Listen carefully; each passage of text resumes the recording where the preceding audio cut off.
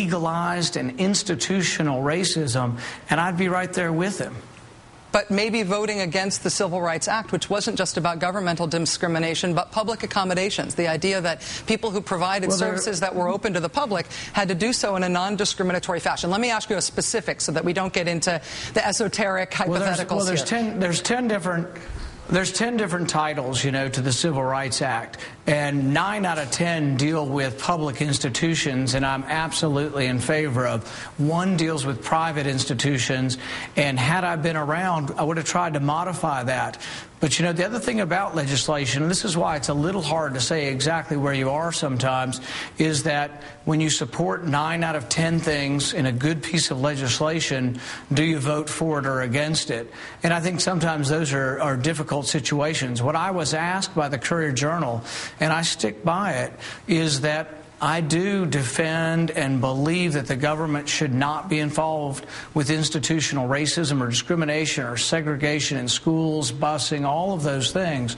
But had I been there, there would have been some discussion over one of the titles of the civil rights, and I think that's a valid point, still a valid discussion, because the thing is if we want to harbor in on private businesses and their policies, then you have to have the discussion about, do you want to abridge the First Amendment as well? Do you want to say that because people say abhorrent things, we still have this. We're having all these debate over hate speech and this and that. Can you have a newspaper and say abhorrent things? Can you march in a parade and believe in abhorrent things?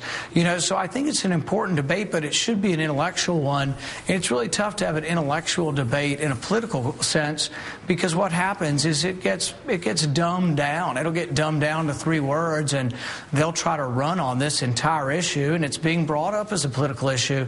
And I think if you listen to me, I think you should understand, and I think you do. I think you're an intelligent person. I like being on your show, but I think that what is the totality of what I'm saying? Am I a bad person? Do I believe in awful things?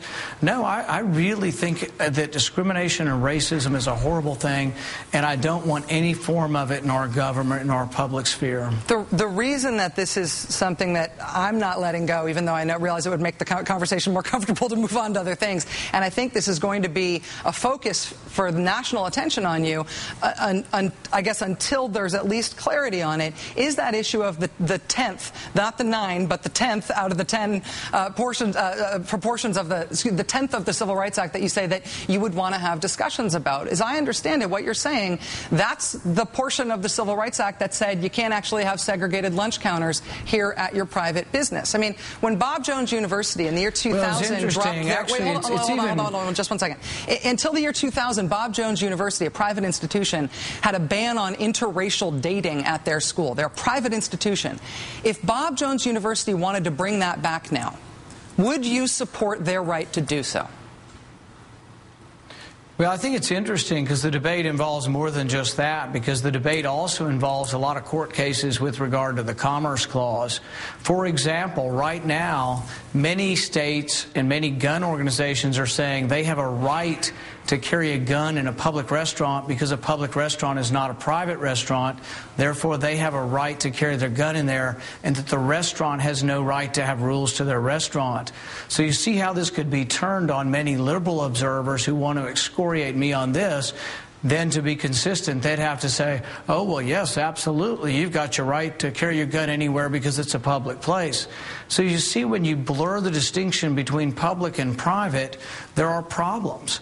When you blur the distinction between public and private ownership, there really is a problem. So a lot of this was settled a long time ago and isn't being debated anymore. But it could be brought up at any moment. I mean, if let's say there's a town right now, and the owner of the town swimming club says, we're not going to allow black kids at our pool, and the owner of the bowling alley in town says we're not actually going to allow black patrons, and the owner of the skating rink in town says we're not going to allow black people to skate here. And you may think that's abhorrent, and you may think that's a bad business decision, but unless it's illegal, there's nothing to stop that from, there's nothing under your worldview to stop the country from resegregating like we were before the Civil Rights Act of 1964, which you're saying you've got some issues with.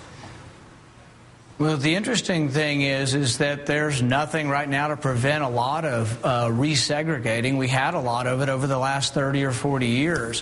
What I would say is that we did some very important things in the 60s that I'm all in favor of, and that was desegregating schools, desegregating public transportation that used public roads and had public monopolies. How about desegregating lunch counters? Lunch counters? Walgreens lunch counters? Were you in favor of that? Forcibly, because the government got involved? Right. Well, what it gets into is that then if you decide that restaurants are publicly owned and not privately owned, then do you say that you should have the right to bring your gun into a restaurant, even though the owner of the restaurant says, well, no, we don't want to have guns in here. The bar says we don't want to have guns in here because people might drink and start fighting and shoot each other. Does the owner of the restaurant own his restaurant, or does the government own his restaurant? These are important philosophical debates, but not a very practical discussion. Well, it was pretty practical to the people who had the life nearly beaten out of them trying to desegregate Walgreens lunch counters, despite these esoteric debates about what it means about ownership. This is not a hypothetical, Dr. Paul. But I think what you're doing, Rachel, is you're conflating the issue. You're saying that somehow this abstract discussion of private property has any bit of condoning for violence. There's nothing in what I'm saying that condones any violence, and any kind of violence like that people like that deserve to be put in jail. So nobody's condoning any of that.